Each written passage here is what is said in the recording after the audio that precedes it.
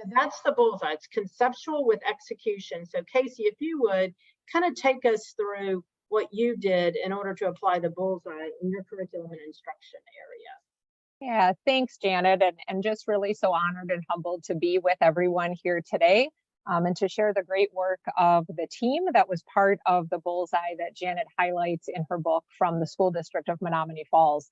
And Janet, when the invite came to present today, I had this sort of flashback memory of being in our conference room in the district office. And I think I might have had a public therapy session with you about my initial struggles with the bullseye tool. It was initially, it challenged me in probably the most important way that I needed to be challenged as a leader, because it really forced me to think about the energy, time, and space that all of the different activities on the bullseye were taking up in my day, in my priorities, and in our larger team. And as I became a believer in the bullseye, it became something that really helped me in two very specific ways. So first of all, it helped me to determine areas of focus and the different levels of what I might call tending certain priorities and projects needed in our organization. So Janet mentioned that very outside layer of the bullseye being that experiment and explore. Those weren't big bucket items on my priority list, on our teams, but they were things that we didn't want to lose track of.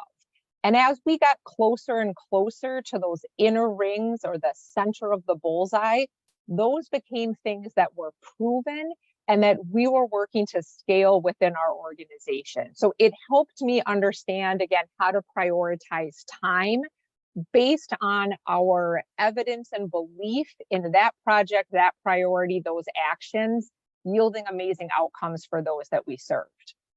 And then secondly, this really became a tool that allowed us as an executive team sort of to have our own division dashboards. So Janet doesn't get into this in the book, but one area that we took the bullseye maybe to the next level was using it as a Google slide, and all of our different projects were sort of hyperlinked on there.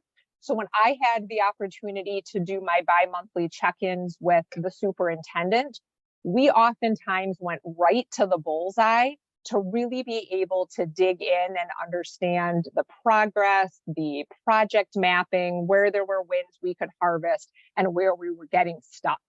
So really great in terms of priority setting for our team and check-in support for our executive team at the district level. Thank you, Casey. So I think, just there's so much to it in terms of the way that we can teach it. And I think that's, really that focused attention there. So would love to hear from you all in terms of sharing your thoughts in the chat. So as you've listened to read the book, listened to a high level conversation, a little deeper than in how Casey approached the bullseye, how could Casey's approach help you focus on the right work?